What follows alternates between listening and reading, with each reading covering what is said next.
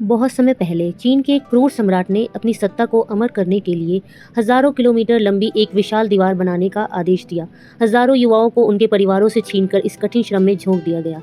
उसी दौर में दो पड़ोसी परिवारों की बाढ़ पर उगे एक विशाल कद्दू से चमत्कारिक रूप से एक अत्यंत सुंदर बच्ची का जन्म हुआ, मेंग जियांग। वह बड़ी होकर एक समझदार, निस्वार्थ और दयालु युवती बनी। एक दिन मेंग की मुलाकात फैंग कियांग नाम के युवक से हुई, जो सम्राट के सैनिक से छुप रहा था। दोनों में प्रेम हुआ और उन्होंने विवाह कर लिया, लेकिन यह खुशी ज्यादा दिन तक न टिक सकी। विवाह के कुछ ही दिनों बाद सैनिकों ने फैन को जबरन उठाकर दीवार के निर्माण में लगा दिया।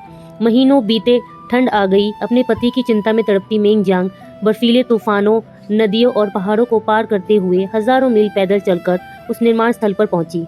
वहां पहुंचकर उसे एक दिल दहला देने वाली खबर मिली। अत्यधिक थकान के कारण उसके पति फैन की मृत्यु हो चुकी थी और उसका शव उसी दीवार के नीचे दफना दिया गया था। मेंग जियांग का दिल टूट गया। वह दीवार के पास बैठकर फूट फूट कर रोने लगी। उसके आंसुओं में इतना दर्द और असर था कि दीवार की नींव बह गई और विशाल दीवार का एक बड़ा हिस्सा ढह गया।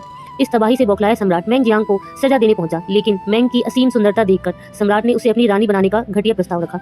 मेंग जियांग ने सम्राट के इस प्रस्ताव को अपने पति के सम्मान और सम्राट को नीचा दिखाने के लिए इस्तेमाल किया। उसने शर्त रखी, मैं तैयार हूँ, लेकिन पहले मेरे पति का राजकीय सम्मान के साथ अंतिम संस्कार करना होगा और सम्राट को खुद शोक के वस्त्र पहन के उसमें शामिल होना पड़ेगा।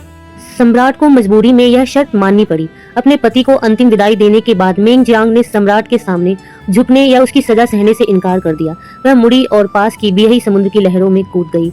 वह इस अन्यायी दुनिया से चली गई, लेकिन उसका सच्चा प्रेम और अन्याय के खिलाफ उठाई गई आवाज आज भी अमर है।